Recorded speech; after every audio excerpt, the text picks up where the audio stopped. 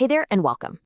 In the US system of government, there's this constant question that kind of shapes everything. Who really has the final say? Is it the national government in Washington, D.C., or is it the states and our local communities? Well, let's dive into this, because the answer is actually hiding in one short but incredibly powerful sentence in the Bill of Rights.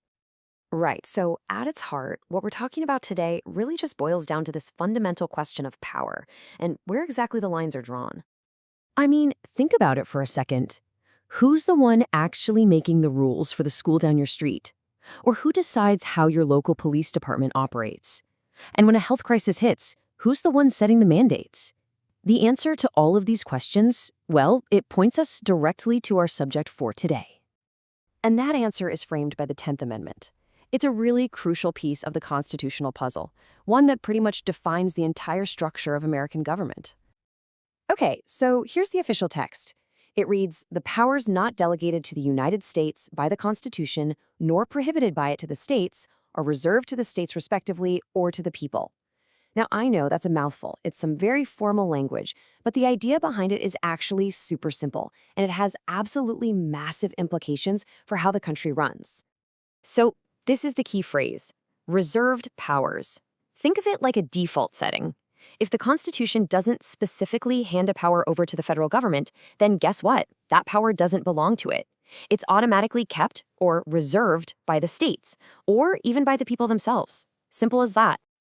And that brings us to the amendment's main job, which is basically to build a fence, you could say. The entire purpose of the 10th Amendment is to draw a really clear line in the sand, to create a boundary between what the national government can do and what it can't. So here's how that division of power actually works. The federal government's authority is limited only to what's written down in the Constitution. That's it. Everything else, all the other powers, are left for the states. And this is a really important part, they're also reserved to the people. That's a direct nod to individual liberty. And the whole thing was designed to stop way too much authority from ending up in one place. So this creates two very distinct buckets of power.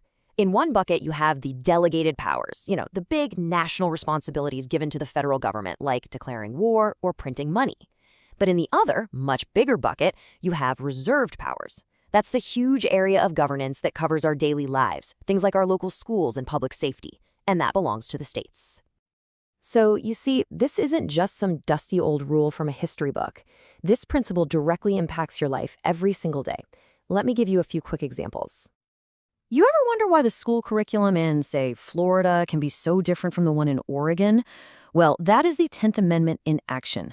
Because education isn't listed as a federal power in the Constitution, it means that states and local school boards get to call the shots on what's taught in their classrooms. It's the exact same idea with law enforcement. Sure, we have federal agencies like the FBI, but the police force in your town, they answer to local and state leaders, not to Washington, D.C., and that's a direct result of those reserved powers. And, as we've all become very familiar with, public health is another huge example. Those big decisions about health mandates and safety regulations are almost always made at the state level, and that's precisely because this isn't a power the Constitution delegated to the federal government. So, okay, why is this centuries-old amendment still so important? Because the debate over where to draw that line on power is more intense today than maybe ever before. It's right at the heart of our biggest arguments, over everything from environmental rules and healthcare to gun laws and education. The 10th Amendment is the battleground. At the end of the day, the 10th Amendment is really a cornerstone of what we call federalism, this idea of a shared power system.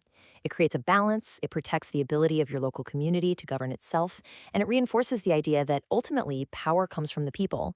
It's basically the constitutional safeguard for local control. And all of this leaves us with a pretty critical question, doesn't it?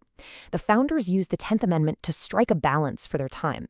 But when we're facing huge nationwide challenges, things like a pandemic, climate change, or economic inequality, where should that balance lie today? That's the question the 10th Amendment forces every generation to answer for itself. Thanks for watching.